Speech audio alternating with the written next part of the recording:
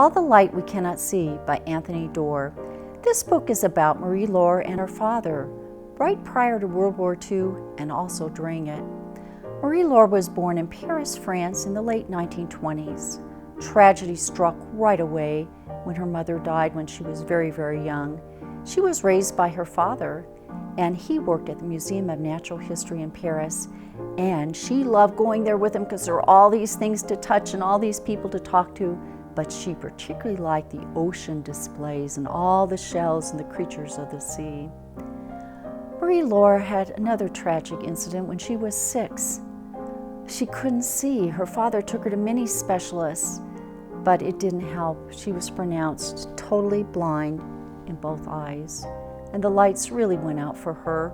But her father didn't let that discourage him or her. He built her a miniature of the city right where they lived and how she could get to their apartment, to his workplace.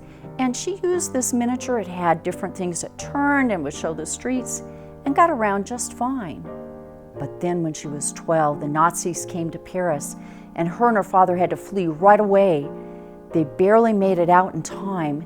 They fled to the walled city of Saint-Malo, where her reclusive great-uncle lived. Right away, her father made her another miniature, but this one even had secret compartments.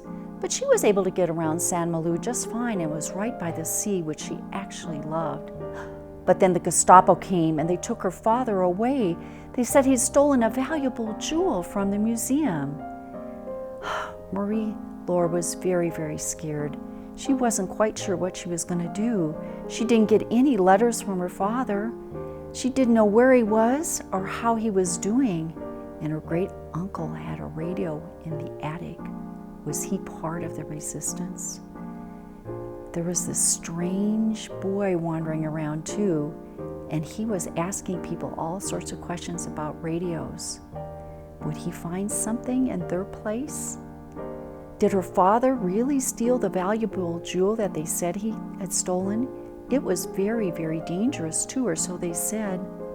Marie-Laure was very scared. She wanted to know answers. And you can find the answers too by reading Anthony Doerr's book, All the Light We Cannot See.